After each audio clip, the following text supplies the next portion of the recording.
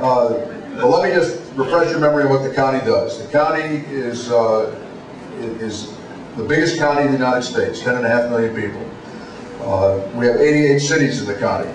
The biggest one, of course, is Los Angeles, but we have a bunch of other cities. I represent the western part of the county, which has the biggest part of my district is the city of Los Angeles, but I also represent Calabasas, the city of Westlake Village, Malibu, Laguna Hills, San Fernando, Santa Monica, West Hollywood, Beverly Hills.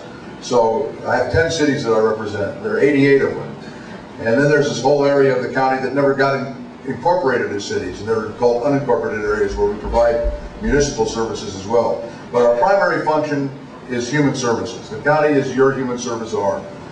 For the poor, for children who are abused, for mentally ill, for people who don't have health insurance. We have 4 hospitals, soon to have 5. We're going to reopen Martin Luther King Hospital, something that I've been working hard on, and the rest of the Board of Supervisors has as well, after we were forced to close it down. We will operate 5 hospitals. We now operate 4, including Olive View Hospital here in Sylmar in the San Fernando Valley. These are the hospitals that provide for, in some cases, trauma care, emergency care in all of the cases, and hospital care for those people in our society who don't have health insurance. They are our clients, they are our responsibility. And that's a big department. In fact, the county health department is almost as big as a department as the entire city government of Los Angeles. 30,000 employees, a budget of $4 billion. It's a huge undertaking. Other than New York City, the biggest public health department in the United States. And that's one of our biggest responsibilities. So those human services are among the things that that are our primary responsibility. We also are in the law enforcement and the criminal justice business. The county sheriff, the county jails, of course, the district attorney is a county officer, as well as the arts. We run the County Museum of Art. The Music Center is a county facility. The Hollywood Bowl is a county facility. The Scoutsville Gardens is a county facility. So those are basically the general areas of undertaking. But we are largely a subdivision of the state of California. And this gets to the budget issues that we have today in the county of Los Angeles. Most of the human services that we provide are funded by federal and state monies. Very little of it is funded by your local tax dollars. We are the pass-through agency that then provides the service. We are the recipient agency, I should say, that gets the funds that then provide the service to the people in need.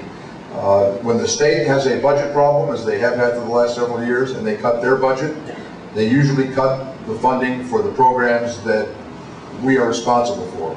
Programs that they require us to perform and are supposed to pay us to perform, and then when they cut the money, they expect us to continue to perform it without the money, which is not happening. And if you saw today's paper, in the Los Angeles Times, a big story about how we're cutting reimbursements for indigent care to physicians in Los Angeles County.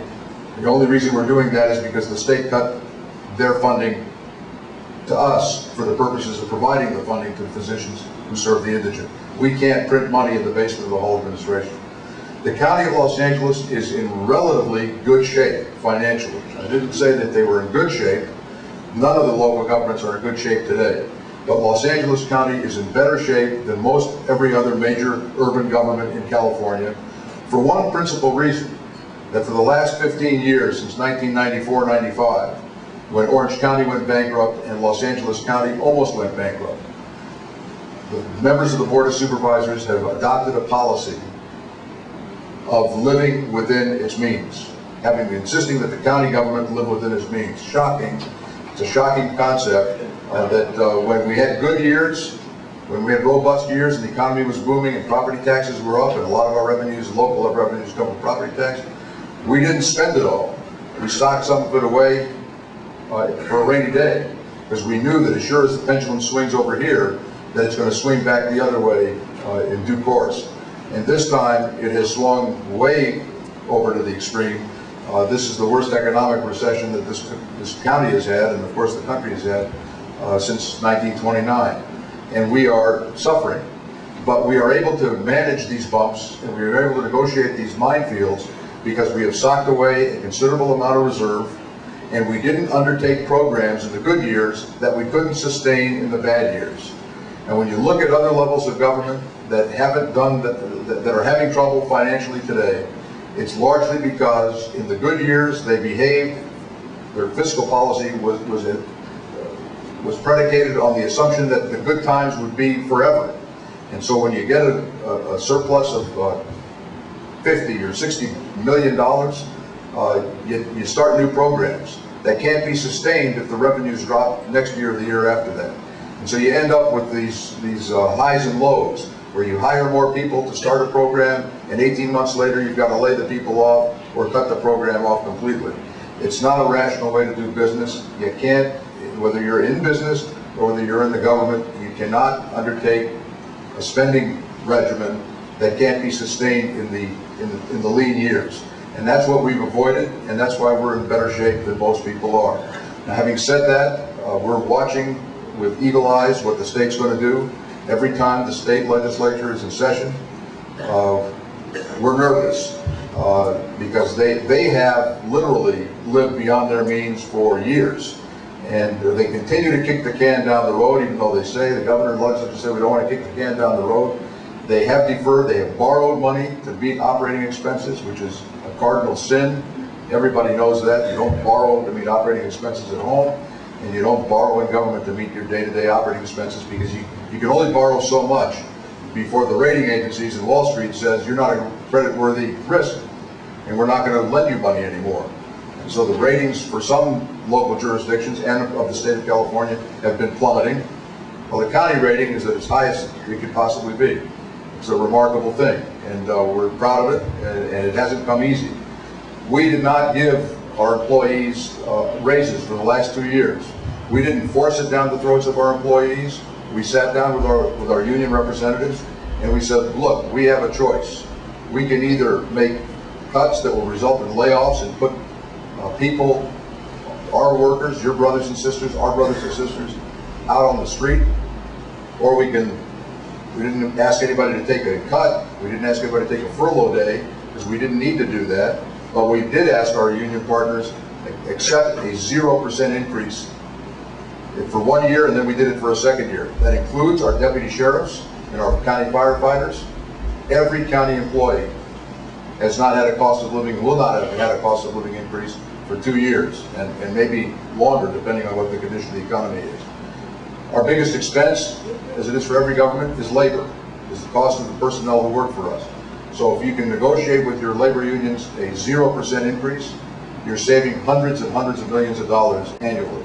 Money that you cannot afford to spend this year and certainly wouldn't be able to afford to spend next year.